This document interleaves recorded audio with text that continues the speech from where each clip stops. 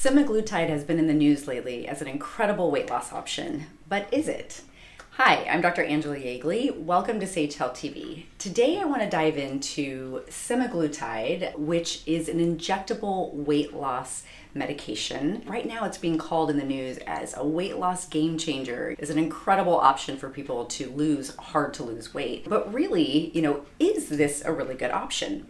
So I have had this medication requested for me for probably about a year, and I've held off given that really when you're looking at weight loss options, usually easy or quick many times is not typically the best option. Now, there have been many studies that have come out since that time. They're called the STEP studies or the STEP trials, and they are really showing some incredible results. So I finally allowed and decided to bring this into the practice and work with some people on using this on weight loss. And I have to say, I have been very pleasantly surprised. So I wanted to talk to you today about what this is, what it does. Could it be a good option for you? Semaglutide is also known as, you're going to hear it as Ozempic and Wegovy, and there are also some other generic names that are less common as well. The Ozempic and Wegovy are typically put out there for type 2 diabetes, but now the FDA has also approved Semaglutide for weight loss specifically.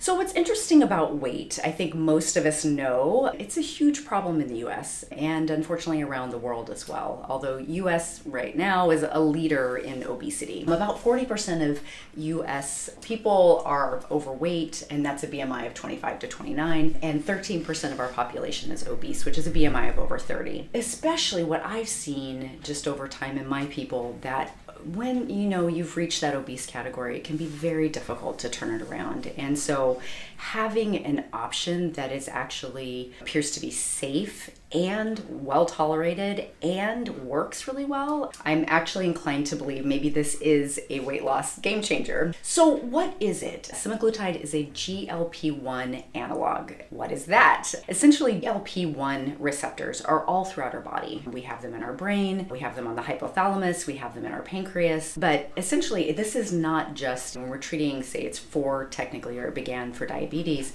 not just for diabetes, as it's really impacting cells all throughout our body. So what does it do? So when we increase that GLP-1 or we hit those receptors, people really do. They start feeling satiated. They feel that it creates a feeling of full when you eat.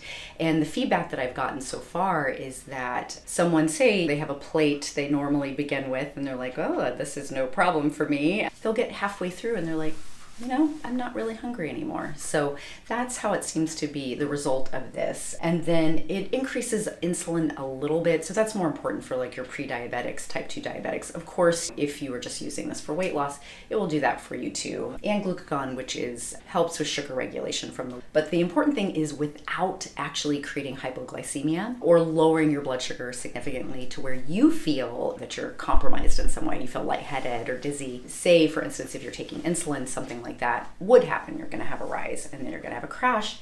That does not happen with this. The next thing that it does is it slows gastric emptying. So that's your stomach. So essentially it's going to slightly slow down the release of food from your stomach. And so probably also that's contributing to that feeling of just, oh, I'm good, I'm full, I'm good on the portions or lessening the portions that I have. And then appetite reduction as well. So what's really interesting that in the studies they found, because they did year-long trials of this medication on people, that the risk reduction in other areas was quite significant in a very good way. So meaning that cardiovascular risk or risk of heart attack, stroke, other like hypertension or other cardio-related issues actually went down significantly. And that this has not been the case actually with a lot of other previous weight loss medications or ones that are still available, like Fen, where the cardiovascular risk, because it's a stimulant, actually goes up and heart issues go up. So that's pretty cool. And also looking at other risk factors like that tend to be paired with obesity, like increased risk of cancer. Cancer risk is looking like it goes down, or increased risk of developing diabetes. With that weight loss, that goes down. So I think that's actually quite amazing, and I think a bonus likely for doing this medication. So what could you expect? You're thinking, I have this hard to lose amount of weight. What would I need to do, or what could I expect? So what they found is that that what you do is when you begin, you start with a lower dose and we work you up, right? It is an injection. It's a sub-Q injection. So I have my people come in and we teach them how to do it, and then you take the medication home and you inject yourself once weekly.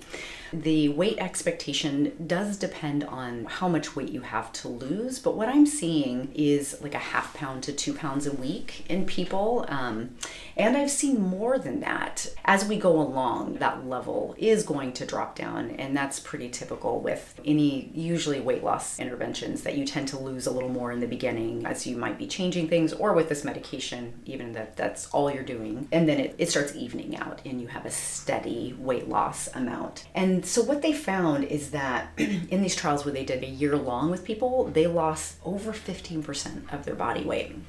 Actually, I was surprised to hear this, that it was comparable to doing gastric bypass in people who had a lot of weight to lose.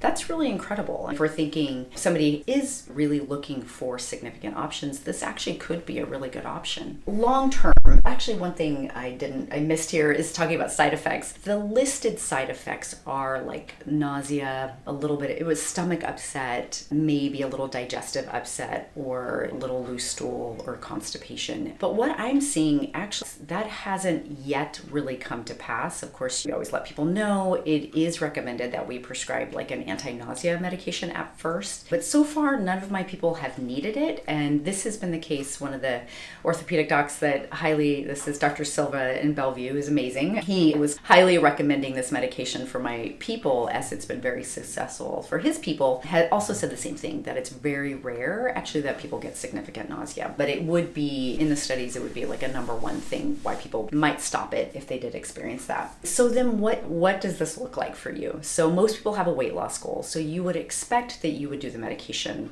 up to your weight loss goal. In the studies, some people, once they stop the medication, they continue with their weight loss change and they do really well.